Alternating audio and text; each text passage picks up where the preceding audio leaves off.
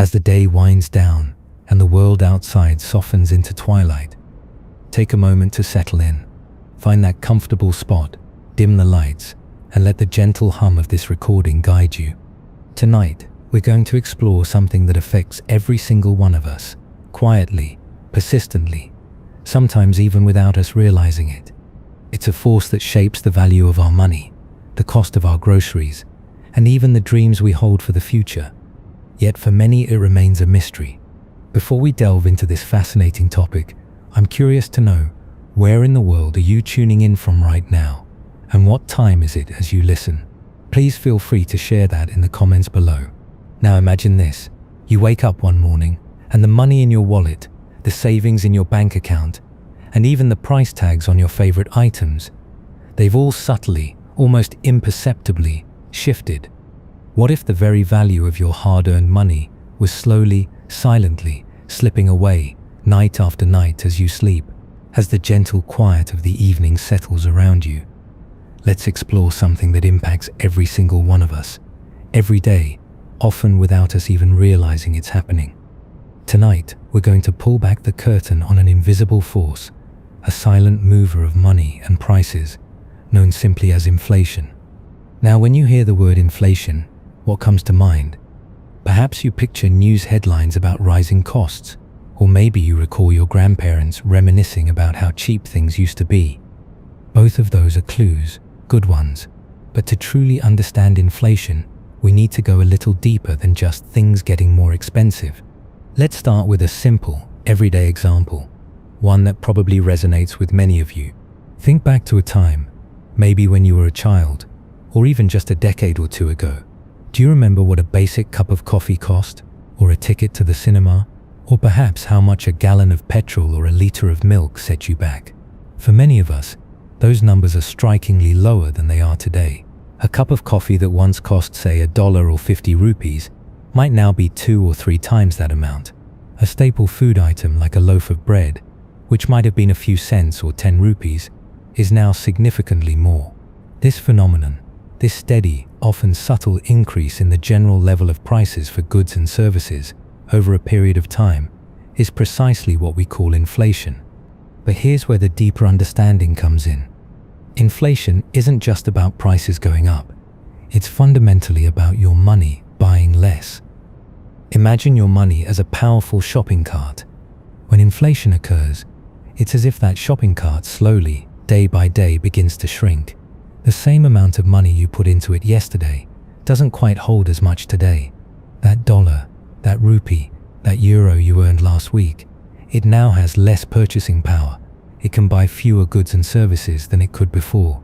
This decline in the purchasing power of money is the core concept we need to grasp, because it's what truly impacts our financial well-being. Think of it like this. If you have 100 rupees today, and a year from now, the same 100 rupees can only buy what 95 rupees could buy today, then you've experienced inflation. Your money, while still physically the same 100 rupees, has effectively lost some of its value. It's not that the items themselves have inherently changed, it's that the currency used to buy them has. This might sound a little abstract, so let's ground it further. Inflation is why the cost of living generally goes up over time. Your rent, your utility bills, your insurance premiums, the cost of school supplies for your children, the price of a haircut, these all tend to creep upwards. It's not a sudden dramatic jump, but a gradual, persistent climb. It's like being on an escalator that's always moving slightly upwards. If you stand still, you'll find yourself at a higher level than where you started. Just as if you keep your money under the mattress, its purchasing power will naturally diminish over time. So, to recap this fundamental idea before we move on, inflation is the rate at which the general level of prices for goods and services is rising, and consequently the purchasing power of currency is falling. It's not necessarily about one specific item becoming expensive, but about a broad, sustained trend across the economy. Understanding this basic concept is our crucial first step, because once we recognize this invisible force, we can begin to understand its causes, its effects, and most importantly, how to navigate its currents to protect our financial future. Now you might be wondering, if this force is so pervasive, what exactly causes it? Is it just a natural phenomenon, or are there specific triggers that set it in motion? This brings us to a deeper part of our conversation. A look beneath the surface to identify the engines that drive this quiet, persistent rise in prices. As we settle further into the evening, let's turn our attention to the why behind the what, and uncover the main reasons that inflation becomes such a central part of our economic landscape. What we're about to discover might surprise you, and it will certainly illuminate the path towards safeguarding your hard-earned money. Let's continue our journey, moving seamlessly from understanding what inflation is to exploring why it happens. As the world outside continues its quiet slumber, we're now going to peer behind the curtain and examine the primary engines that drive this persistent rise in prices, often making our money feel a little less potent than it used to. This isn't about complex economic models that only a handful of experts can decipher. It's about making sense of the everyday forces that influence your wallet. So why does the general price level for goods and services keep climbing? There isn't one single simple answer, but rather a combination of factors that can, at different times, play a more dominant role. Think of it like a weather system. Sometimes it's driven by high pressure, sometimes by low pressure, and often by a confluence of different atmospheric conditions. Similarly, inflation is influenced by various economic pressures. One of the most common and intuitive causes of inflation is what economists call demand pull inflation. The name itself gives us a big clue. Demand is pulling prices higher. Imagine a wildly popular new smartphone, so new and desirable that everyone wants one, but the company can only produce a limited number. What happens? People are willing to pay more and more to get their hands on it. The demand far outstrips the available supply, and the price gets pulled upwards. This isn't just about individual products. It happens on a much larger scale across the entire economy. When there's a strong overall demand for goods and services, meaning people have money and are eager to spend it, and the economy is growing rapidly, businesses find that they can raise their prices without losing customers. Think about a booming economy where unemployment is low, people are earning more, and consumer confidence is high. They're buying new cars, upgrading their homes, going out to restaurants, and booking holidays. If the supply of goods and services can't keep up with this surge in spending, prices will naturally increase. It's too much money chasing too few goods. This kind of inflation often indicates a healthy, growing economy, but one that's perhaps running a little hot. The flip side of this coin, or perhaps a different facet of the same economic gem, is cost push inflation. This one is also quite intuitive. Costs are pushing prices higher. Here, the problem isn't necessarily that demand is soaring, but that the cost for businesses to produce goods and services has gone up. When the ingredients, the raw materials, the labor, or the energy needed to make something become more expensive, businesses have a choice: absorb those higher costs and potentially hurt their profits, or pass those costs on to you, the consumer, in the form of higher prices. Most often, they do the latter, at least partially. Think about a baker. If the price of flour, sugar, and butter suddenly doubles, or if the wages he has to pay his staff increase significantly, or if the electricity bill for his oven skyrockets, he can't keep selling his bread at the old price without going out of business. So he raises the price of his loaves. This ripple effect happens across industries. A global spike in oil prices, for instance, doesn't just make your petrol bill higher. It also increases the cost of transporting food to your grocery store, delivering packages, manufacturing plastics, and generating electricity. All these increased costs eventually get passed on to the consumer. This type of inflation can be particularly challenging because it hits businesses and consumers alike, sometimes even slowing economic growth while prices are still rising. A more recent and very impactful cause we've all become acutely aware of is supply chain disruptions. Imagine a perfectly orchestrated global dance of goods and materials moving seamlessly from where they're produced to where they're consumed. Now imagine a sudden, unexpected glitch in that dance. A major shipping canal is blocked, a factory shuts down due to a natural disaster, or a global pandemic restricts movement and labor. When the flow of goods is interrupted, or the cost of moving them drastically increases, it creates scarcity. And what happens when something becomes scarce? Its price goes up. During periods of severe supply chain stress, you might have seen empty shelves in stores or experienced long waits for certain products. This wasn't necessarily because demand was excessively high, but because the ability to supply those goods was severely hampered. Shipping containers became incredibly expensive, factories couldn't get the parts they needed, and labor shortages meant goods weren't getting manufactured or moved efficiently. These bottlenecks create upward pressure on prices, as consumers are willing to pay more for products that are suddenly harder to find. Finally, though it's often more complex and debated, government policies and the money supply can also play a significant role. Without getting into deep economic theory, think of it simply. If a government prints a lot more money or injects a massive amount of money into the economy through various programs, and that money isn't matched by an equivalent increase in the production of goods and services, then you have more money chasing the same amount of goods. When there's an abundance of money relative to the goods available, the value of each unit of that money tends to fall. This means it takes more units of currency to buy the same item, which is, by definition, inflation. This isn't always a direct cause, and central banks carefully manage money supply, but excessive or poorly timed monetary expansion can certainly contribute to inflationary pressures. Similarly, large government spending, while sometimes necessary, can also increase overall demand in the economy, contributing to demand pull inflation if not balanced with supply. It's important to remember that these causes don't operate in isolation. Often, inflation is the result of a complex interplay between several of these factors. For example, a sudden surge in demand after an economic downturn, demand pull, might coincide with lingering supply chain issues, cost push, amplified by government stimulus measures. The combination creates a perfect storm for rising prices. Understanding these underlying causes is not just academic. It gives us insight into why our budgets feel stretched, and why the financial news often focuses on these very issues. It's the first step towards understanding how to react, and crucially, how to protect your own financial well-being from this pervasive force. As we drift further into the quiet of the night, with these causes now illuminated, the next natural question arises.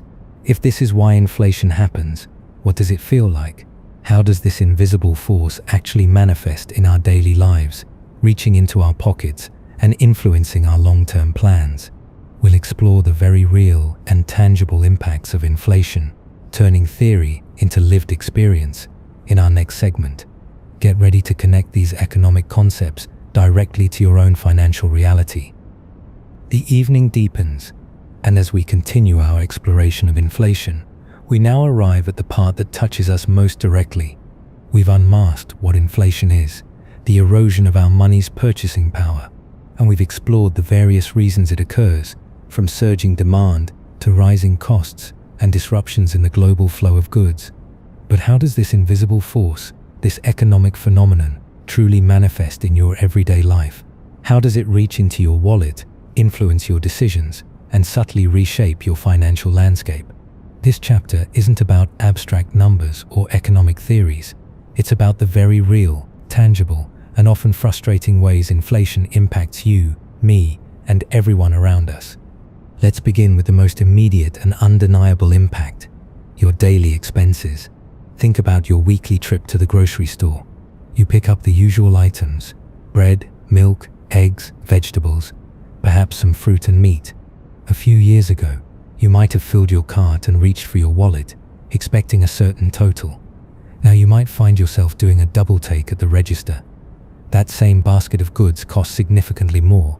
The price of that loaf of bread, which might have been 20 rupees, is now 25 or even 30. The cost of a litre of milk has edged upwards. Even small, seemingly insignificant increases on dozens of items quickly add up, leaving you with a larger bill for the same quantity of food. This isn't just an inconvenience. For many households, it means a real squeeze on the food budget, forcing difficult choices about what to buy, or simply less variety and quantity than before. It's the silent thief, reaching into your pantry. Beyond groceries, consider your transportation costs. Whether you drive a car, ride a motorcycle, or rely on public transport, you've likely felt the bite of inflation here. The price of petrol or diesel seems to climb relentlessly, making every commute, every errand, every family trip more expensive. This isn't just about your personal vehicle. Remember our earlier discussion on cost-push inflation. Higher fuel prices mean it costs more for trucks to deliver goods to stores, for airlines to transport cargo, and for buses to take people to work. These increased transportation costs are then folded into the prices of almost everything you buy, creating a ripple effect that further fuels the inflationary spiral. Public transport fares also tend to increase, reflecting their own rising operational costs. Then there are your household bills: electricity, water, gas for cooking or heating, internet services. These are necessities, and their costs are rarely immune to inflation.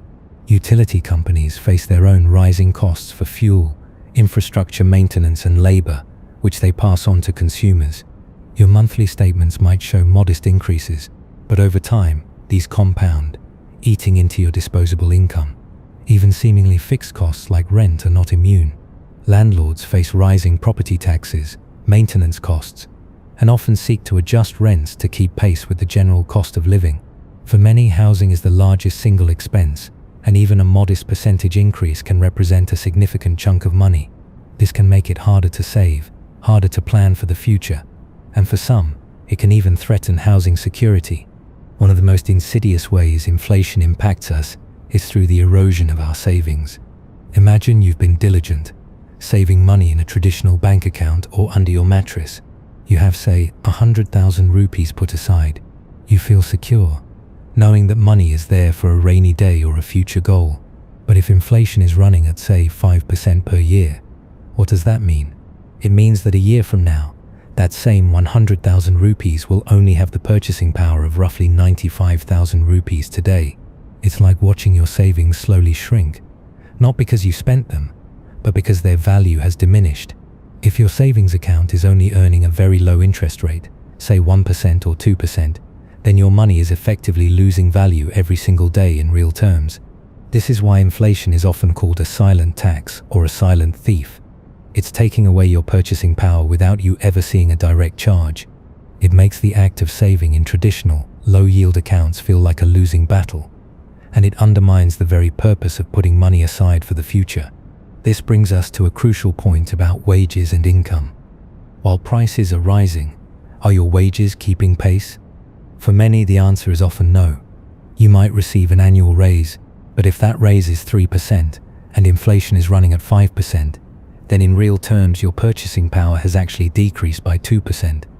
You're earning more nominal money, but your actual ability to buy goods and services has diminished. This is why you often hear people say, "My salary isn't stretching as far as it used to." It's a direct consequence of inflation outpacing wage growth. This disparity can lead to a feeling of constantly running to stand still, working harder, but not feeling any more prosperous. It affects your ability to meet current expenses, let alone save for future aspirations like a home, a child's education, or retirement. And speaking of retirement planning, inflation is an absolutely critical, yet often overlooked factor. Imagine you're planning to retire in 20 or 30 years, and you estimate you'll need a certain amount of income to live comfortably. What seems like a comfortable sum today will likely be far from sufficient in 2 or 3 decades. Thanks to inflation, the cost of living in your retirement years, your groceries, healthcare, leisure activities, will be significantly higher. Without accounting for inflation, your retirement savings could fall woefully short of what you actually need. It means that the financial goals you set today need to be constantly re-evaluated and adjusted upwards to ensure they truly reflect the future cost of living. Failing to do so is akin to aiming for a moving target without adjusting your aim. Finally, inflation can have a significant psychological impact. It breeds uncertainty and anxiety. When you see prices rising constantly, it can make you feel less secure about your financial future. It can lead to a sense of needing to spend money now because it will be more expensive later, which can undermine responsible budgeting. For businesses, it creates challenges in pricing, planning, and maintaining profit margins, which can lead to economic instability. It changes consumer behavior, making people more cautious or, conversely, prompting them to spend faster to beat future price hikes. The cumulative effect of these impacts is that inflation silently and steadily diminishes your financial well-being if you don't actively respond to it. It's a force that, left unchecked, can erode your savings, stretch your budget to its breaking point, and make your long-term financial goals seem increasingly out of reach. But here's the crucial part. Understanding these impacts is the first step towards mitigating them. We are not helpless observers in the face of this force. Once we recognize its effects, we can begin to arm ourselves with strategies and tools to protect our money. And that, my friends, is exactly where our journey takes us next. As the night wraps itself around us, let's begin to shift our focus from identifying the problem to empowering ourselves with solutions, starting with concrete, actionable steps you can take to safeguard your financial stability in the face of rising prices. The time has come to build your inflation-fighting toolkit. The night is quiet now, perhaps the quietest part of our journey so far. We've peeled back the layers of inflation, first understanding its core nature, the diminishing power of our money, then exploring the various reasons it surfaces in our economy, and finally, feeling its very real, tangible impacts on our daily lives, from the grocery store to our retirement dreams. Now, as the stars twinkle silently overhead, it's time to move from understanding the problem to actively building solutions. This chapter is about empowerment, about practical steps you can take, starting tonight, to shield your money from inflation's steady erosion. Consider this your initial inflation-fighting toolkit, filled with strategies that don't require advanced degrees or complicated financial jargon, but rather a shift in perspective and some disciplined habits. Let's begin with something foundational, something you might already be familiar with, but which takes on a renewed importance in an inflationary environment: budgeting, but with an inflation-aware mindset. You probably already have a sense of your income and expenses, but when prices are consistently rising, your old budget might no longer accurately reflect reality. It's no longer just about tracking where your money goes. It's about acknowledging that your money is buying less than it used to, and proactively adjusting. This means reviewing your budget more frequently than you might have before, perhaps monthly, or at least quarterly. Look at your recurring expenses. How much has your electricity bill increased? What about your mobile plan? Have your transportation costs gone up? Be honest with yourself about where more of your income is now going due to higher prices. Once you identify these areas, you can consciously look for ways to offset the increases. Can you find a cheaper mobile plan? Are there opportunities to carpool or use public transport more often? Can you reduce food waste to make your grocery budget stretch further? Or perhaps buy more generic brands for certain items? Budgeting in an inflationary environment isn't just about cutting back. It's about making smarter, more deliberate choices with your increasingly valuable rupees. It's about being proactive rather than reactive, taking control of what you can control. This detailed scrutiny allows you to identify areas where inflation is hitting hardest and where you might need to reallocate funds or find alternatives. It's about becoming a detective of your own spending, searching for efficiencies and leakages that inflation might exacerbate. Next, let's talk about debt management, specifically high-interest debt. In an inflationary environment, while your savings are losing value, certain types of debt can become more burdensome. Imagine you have credit card debt with a high interest rate, say 18% or 20%. While the value of the money you owe is technically decreasing with inflation, the interest you're paying is likely fixed or variable, but still high, meaning it's still compounding rapidly. The real cost of that debt can feel heavier. Therefore, a key strategy to protect your money is to aggressively pay down high-interest debt. Prioritize it. Focus on getting rid of those credit card balances, personal loans with high rates, or any other debt that's charging you a significant percentage. Every rupee you free up from interest payments is a rupee that inflation can't erode as easily. It's like plugging a leak in your financial bucket. The faster you eliminate high-interest debt, the more of your income remains truly yours, giving you greater flexibility and resilience against rising prices. This is a crucial defensive maneuver, ensuring that you're not paying exorbitant fees while your purchasing power simultaneously declines. Following on from managing debt, let's talk about your emergency fund. This is non-negotiable in any sound financial plan, but it becomes even more vital when inflation is present. An emergency fund is typically 3 to 6 months' worth of essential living expenses, kept in an easily accessible, relatively liquid account, meaning you can get to it quickly. Why is it even more important now? Because unexpected expenses, a medical emergency, a car repair, a sudden job loss, will cost more in an inflationary environment. That buffer you've built needs to be sufficient to cover higher costs. If you calculated your emergency fund based on old prices, you might need to top it up to reflect today's realities. While money in a savings account might be losing a little value to inflation, the security and peace of mind it provides against unforeseen circumstances are invaluable. It prevents you from having to take on new high-interest debt or liquidate other assets during a crisis, thereby protecting your long-term financial health. Think of your emergency fund as a shock absorber for your personal finances. Inflation simply means the bumps in the road are getting bigger, so you need a more robust shock absorber. Now, let's pivot to your income. While we can't always control the broader economy, we can often work on revisiting and potentially increasing our income. If your wages aren't keeping pace with inflation, you're falling behind. So, what can you do? This might involve negotiating your salary at your current job, researching what others in your role are earning, highlighting your contributions, and making a strong case for a raise that at least matches the inflation rate, if not exceeds it. It could also mean acquiring new skills or certifications that make you more valuable in the job market, opening doors to higher paying roles. For some, it might involve exploring a side hustle, a second source of income that can provide an additional buffer against rising costs. This isn't about working yourself to exhaustion, but about strategically identifying ways to increase the inflow of money to match the outflow of rising expenses. Every additional rupee earned that outpaces inflation is a victory for your financial resilience. It allows you to maintain your standard of living and continue building towards your financial goals rather than just treading water. Finally, consider the timing of certain large purchases. In some cases, delaying a significant purchase might be a smart move, but in others, the opposite could be true. If you're considering buying a large appliance, a car, or even a home, and you anticipate prices continuing to rise, it can be a complex decision. Sometimes, if you know prices will increase significantly, buying sooner rather than later might save you money. For instance, if you're saving for a down payment on a house and house prices are rising faster than your savings can accumulate interest, waiting too long could mean the goalpost keeps moving further away.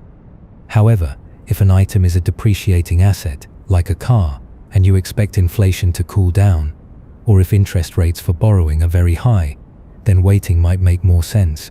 This requires a little more nuanced thinking, weighing the immediate cost against future price increases and your ability to finance the purchase.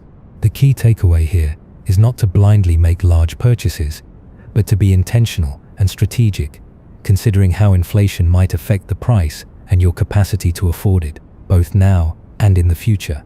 This isn't about avoiding all spending, but about being a savvy consumer, making informed decisions that consider the long-term impact of inflation on your budget.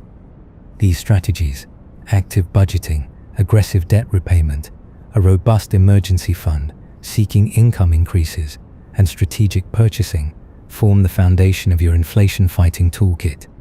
They are defensive measures designed to protect the money you already have and the money you earn from the silent erosion of rising prices. But merely defending is not enough in the long run. To truly secure your financial future against inflation, we must move beyond defense and consider offense. We must explore how to make your money not just hold its value, but actually grow and work for you, outpacing the rising cost of living. That's where the world of investing comes in, a world often seen as complex, but one that holds the key to building lasting wealth in an inflationary environment. As the night deepens, let's prepare to unlock the basic principles of making your money grow, setting the stage for smart money moves in our next segment. The stillness of the night is a perfect backdrop for what we're about to explore next.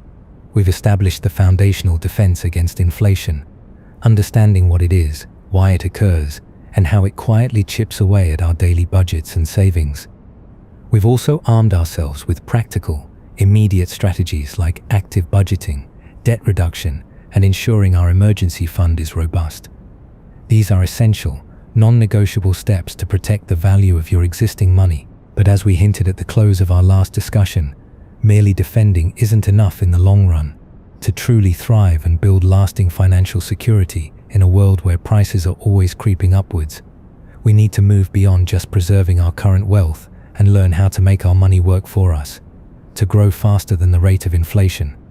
This brings us to the realm of investing, a topic that often sounds intimidating, fraught with jargon and complex charts. But tonight, we're going to demystify it, making the basic principles accessible and understandable, because smart money moves through investing are your most powerful offense against the silent thief of inflation.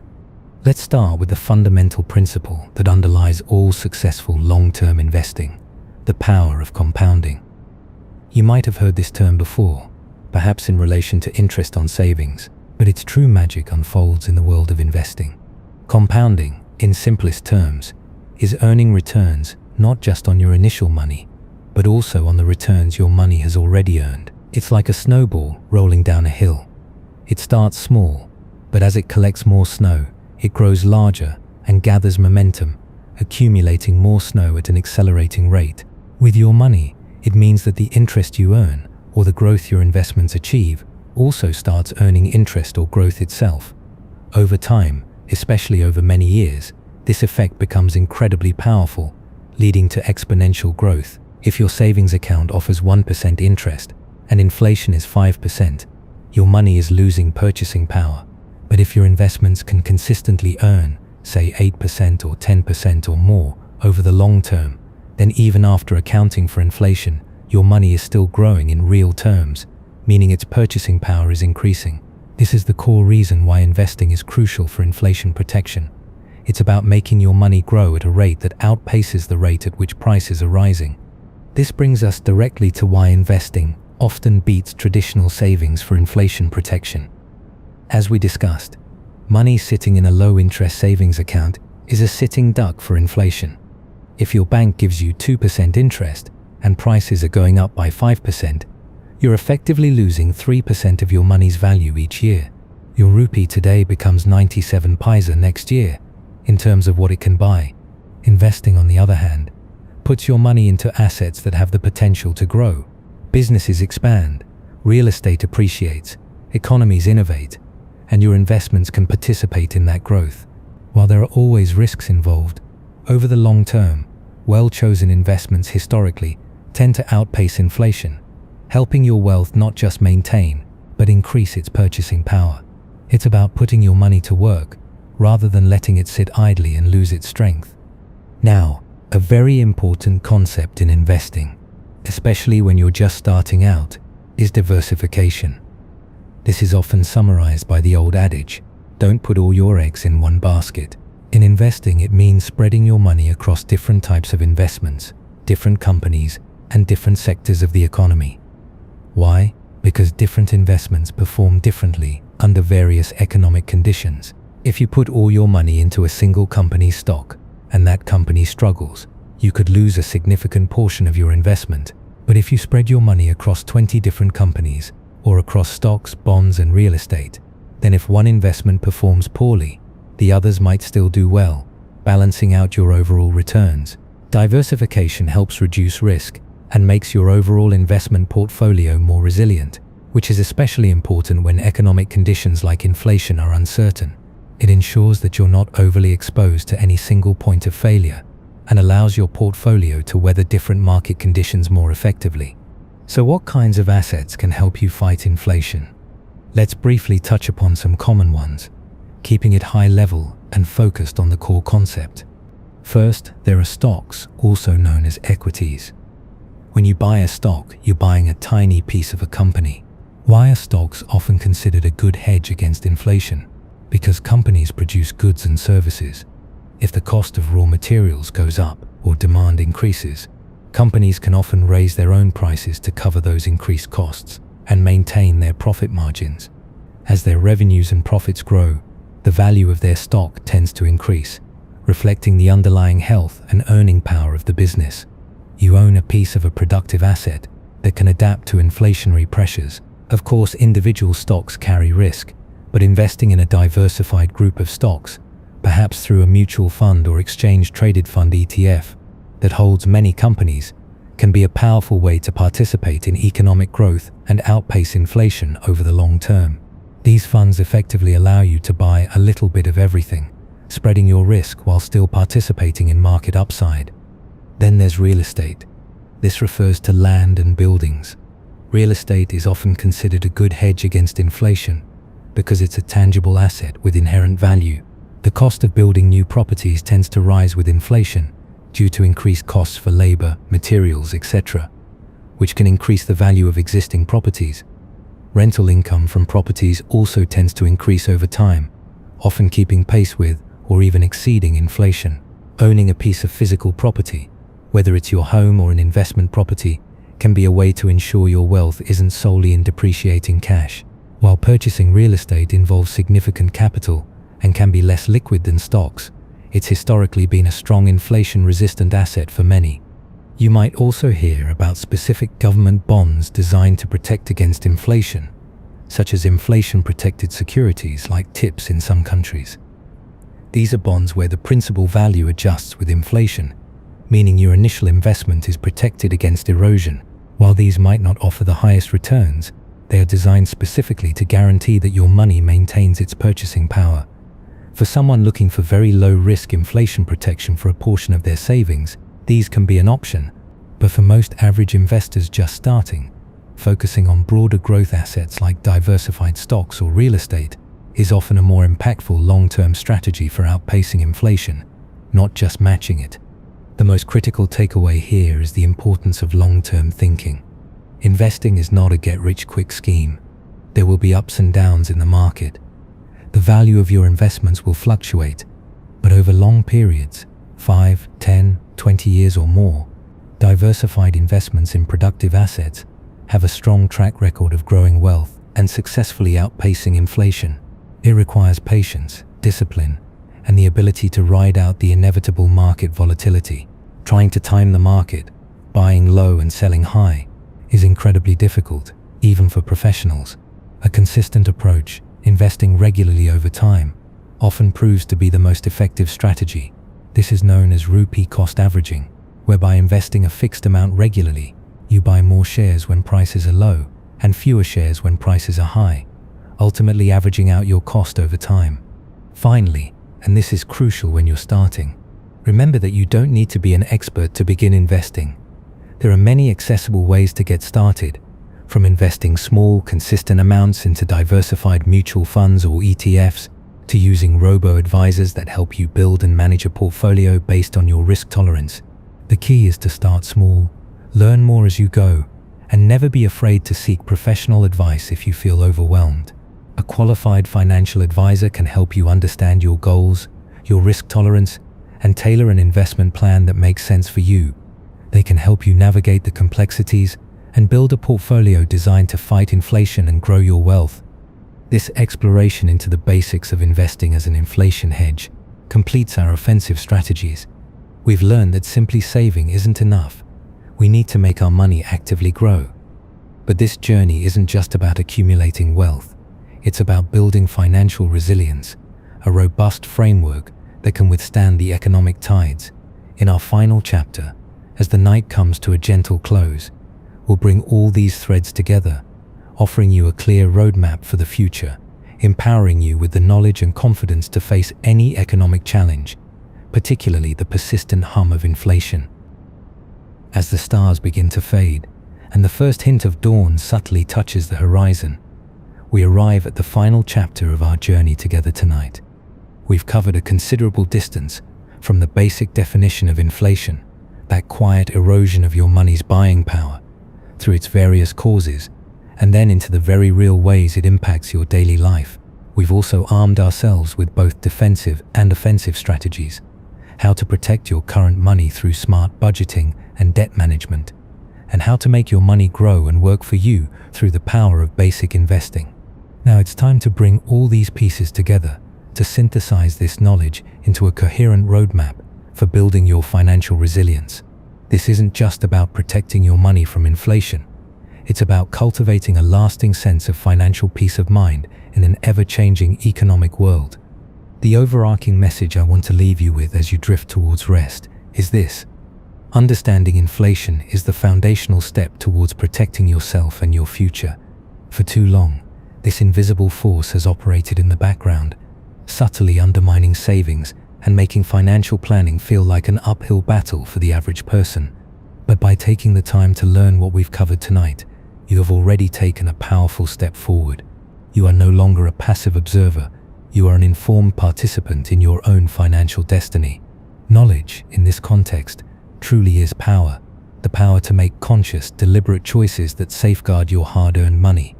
So what does this roadmap for the future look like? It's not a rigid, one-size-fits-all plan, but rather a set of guiding principles and actionable steps that you can adapt to your own unique circumstances. First and foremost, embrace continuous learning. What we've discussed tonight is a starting point, not the end. The world of finance, while it has fundamental principles that remain constant, is also dynamic. Economic conditions shift, new investment opportunities emerge, and our personal circumstances evolve. Stay curious. Read reputable financial news. Listen to other reliable podcasts or audiobooks. Attend free webinars offered by financial institutions. You don't need to become an economist, but maintaining a basic awareness of economic trends and how they might affect your money will serve you incredibly well. Just as you maintain your physical health, consider your financial health a journey of ongoing education and adaptation.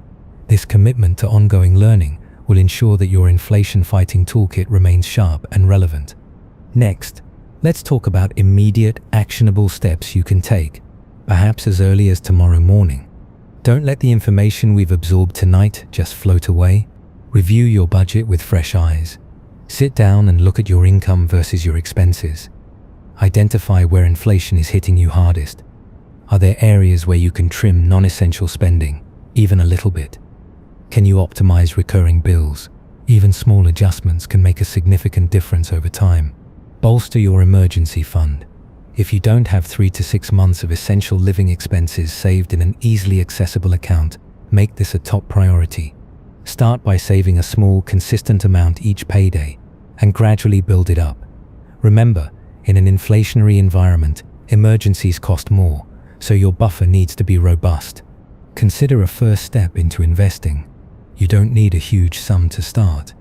Many platforms allow you to begin investing with very small amounts. Explore diversified options like a low-cost index fund or an exchange-traded fund ETF that tracks a broad market index. The key is to start, even if it's small, and commit to consistent contributions. Remember, time in the market beats timing the market. The power of compounding, as we discussed, works best over long periods. Address high-interest debt. Make a plan, even if it's a small one, to tackle any credit card debt or high-interest personal loans you might have. Paying off this debt is like earning a guaranteed risk-free return on your money, as you're no longer paying those high interest rates. It immediately frees up more of your income. A crucial element of your financial resilience roadmap is understanding when to consider professional financial advice. While this audiobook provides a solid foundation, there will come a point where your financial situation might become more complex, or you might simply want personalized guidance. A qualified fee-only financial advisor can be an invaluable partner. They can help you assess your individual risk tolerance. Define your specific financial goals, e.g., buying a home, funding education, retirement. Help you navigate complex financial decisions like estate planning, tax optimization, or significant life changes. Provide an objective perspective, especially when market volatility or inflationary concerns might lead you to make emotional decisions. Create a tailored investment strategy that aligns with your goals and risk profile.